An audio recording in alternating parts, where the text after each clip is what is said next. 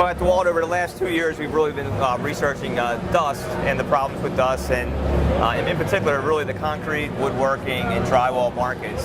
And what we found is when you go out to users and talk to them about vacuums, about dust extractors, the number one complaint or issue is really filter cleaning. And they relate to that in like suction in terms of power. And what typically happens is a vacuum starts off with great CFM, but as it fills up with dust, you lose that performance, you lose the CFM. So we really sought out a way to try to figure out how do you solve that problem? How do you make sure you give a dust extractor that's going to give the power and performance that the user demands? And what we came up with is we have a system called the automatic filter cleaning system. And what it does is as the dust is collected, it goes through a series of pulses where it pulses every 15 seconds. It'll essentially pulse the filter, vibrate or shake the filter, and the dust will fall back out. You see here in our unit, we have 2 units. We have a 12-gallon dust extractor with the automatic filter cleaning, and we also have a 10-gallon dust extractor that has more of the dual filtration. So it goes to the standard, has a bag, and then has a filter. So 2 levels of filtration. This one here, though, is the automatic filter cleaning. When you turn it on, you'll notice pretty quickly, it's a quiet vac, about 72 dB. But you go through the unique noise of the thumping, and that thumping is actually what's cleaning the filter. So every 15 seconds, pulses, thumps, as we'll call it, and then that dust will shed from that filter, fall right back into the tank. It's kind of like pulling up next to that car that's playing the rap music. Exactly, something like that, with no tone. And it has the unique, after it turns off, it actually is shedding all that. What kind of filter is inside? It's actually especially coated. It's a flat filter design. You can see it looks like pretty much a standard automotive filter. Yeah. But it's a coated filter. This one's coated. It's got a nano coating, so what happens is that special coating actually helps allow the dust to fall off. And as you notice, no, it looked like that one was pretty damn full of dust, even though the pump had been working. So what's happening, because it's happening every 15 seconds, it's just constantly is falling back down. So it's falling up enough so that you don't lose that CFM performance. Even though it looks like it's caked, it's just falling enough that you still have the filtration. What is it actually doing when it works? Is it shaking it? What it's actually, if you look here, it's using your standard, you got vacuum pressure in a vacuum, and then you have the atmospheric or the ambient pressure here. And you can see right here this white piece. It's actually spring-loaded, and it has a magnet inside. So what it's doing is it's energizing the magnet, de-energizing the magnet. So once it opens up, it basically decreases the vacuum pressure and causes that little disturbance. So it's using like an air. Actually striking the filter? No, it's not striking the filter. It's just using, because it's almost like, suction, unsuction, suction, unsuction, and it just allows it to kind of almost like. It's not unlike the other one. It's not a It's not a vibratory system like some of our competitors that have more of a shaking the filters. This is just using that atmospheric and vacuum pressure to create the disturbance. And again, it's automatic. User doesn't have to do anything. It's going to happen every 15 seconds. So even though you're sucking up all that dust, it's happening so often that it doesn't cause any loss of performance. So in our testing, when you look at the CFM range, you won't see the CFM falling off.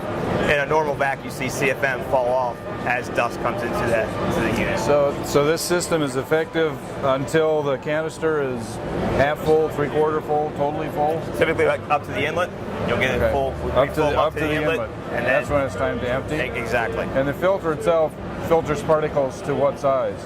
Right now it's at 2 microns. Okay. It's 97% at 2 microns. 97% at 2? And do you have other filters that are available? We do have a HEPA filter that's available.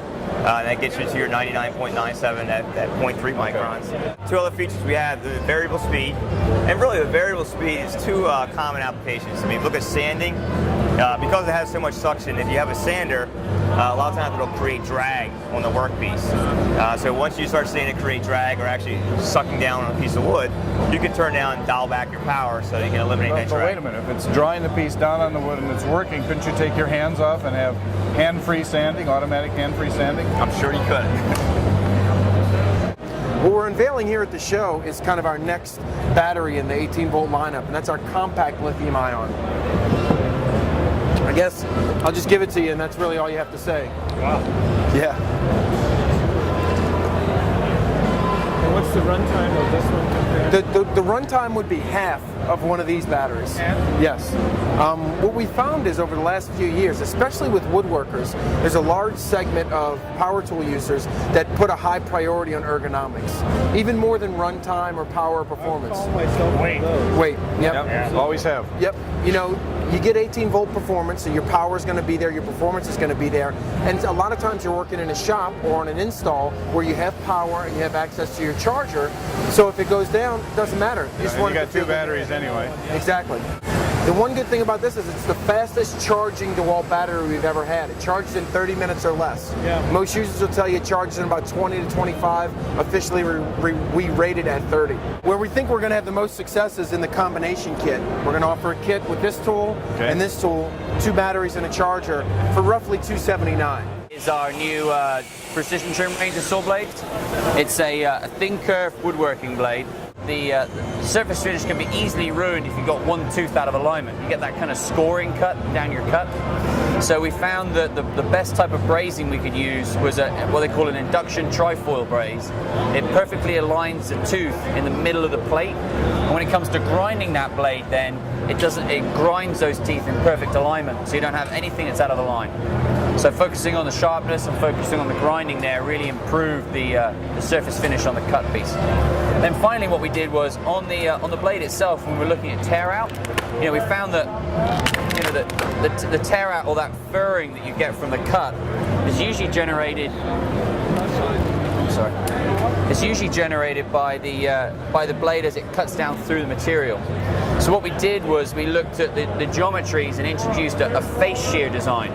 So unlike most of our competitor blades and even our existing range of having just a 90-degree flat fronted grind, we actually put a 4-degree face shear onto our blade. So when it's passing down into that birch-faced plywood or cross-cutting into some red oak, it's slicing through the fibers rather than bashing against the fibers. And does the face shear alternate between teeth? It does, yeah. It follows the same alternate pattern that the top grind does. Okay. So ultimately what you're creating is a far more acute cutting angle. And giving you that 4-degree relief, you get more of a shearing, cutting action than you do just a chopping or a smashing action, if you like. So we, a couple of the key things that we did, we kept the ATB angle relatively low. Talking to a lot of trim carpenters, when they come to do that installation, they're like, I've cut it too long, I just need to take off like a hair. And they come and just do that fine trim. If you go to a high ATB blade, the blade wants to pull itself into the wood and you end up with a bow in the cut. So keeping to a lower ATB, you actually get a smoother cut and you don't get that blade movement. We've gone to around about a 15 thousandths tip to body, so you can get multiple resharpenings out of this. It all depends on how worn it is, but 4 to 5 resharpenings on a blade like this wouldn't be out of the question.